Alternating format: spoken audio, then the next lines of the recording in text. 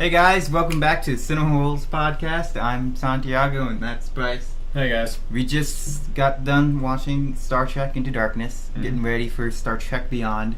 So we're going to review Star Trek Into Darkness, and what we're going to do is do our positives, our negatives, and our overall thought. So Bryce, let's start with you. What were some of the positives of the movie?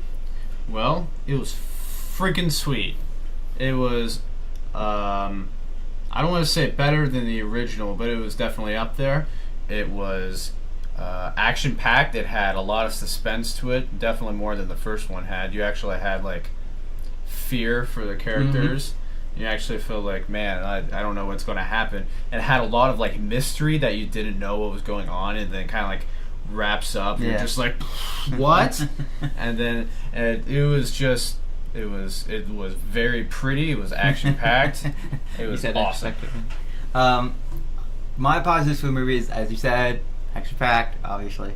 And the action, it wasn't like Transformers action where you didn't care what was going on. Yeah. You felt for the characters. You had that attachment to them from the first movie.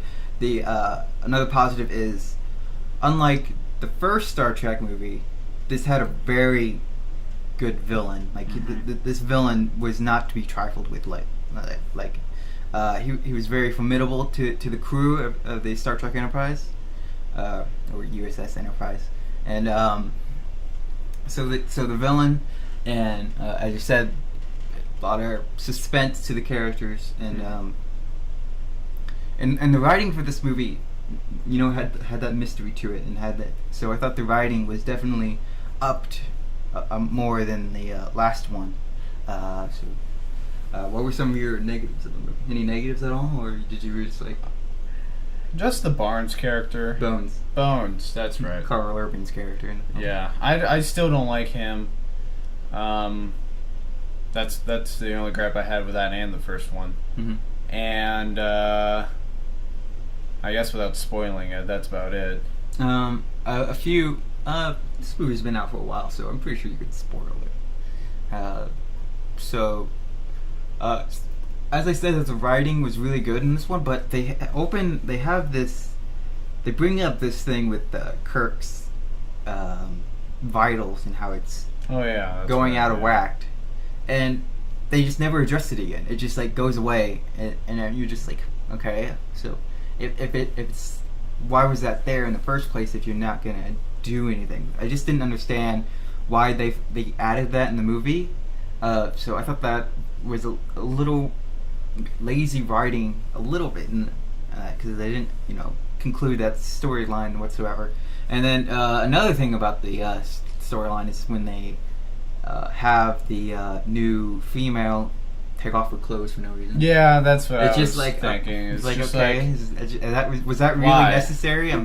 They just needed some like hot girl for a commercial. Girl, yeah. That was pretty much it. Yeah, that's the only reason that was there. I thought that was just off, and so that was the only gripes that I remember. Going back to some of the positives, in the first one, you really liked the interaction between Kirk and Spock.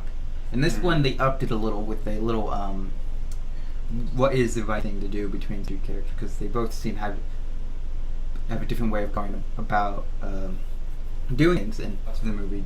Does this make you excited for the next one? Yeah, it makes me excited for the next one. I'm a little disappointed that J.J. Abrams isn't directing it, but just this movie was really great, especially the relationship between Spock and Kirk. You really feel their friendship. You really feel how they really do feel for each other, and can even see Spock going more in tune with his human nature and setting aside logic. Yeah. But the villain was absolutely menacing because it was more than just some big tough guy. It was some big tough guy with a lot of brains. Yeah. So it was just like, man, kind of makes Spock look dumb.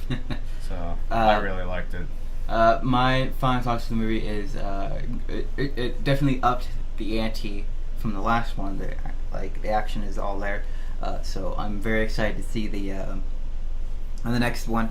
As far as J.J. Abrams not coming back, I feel for you. I wish that he would come back, but I do understand that it is good for a series to mix it up a little, to get some new, fresh vision in their franchise.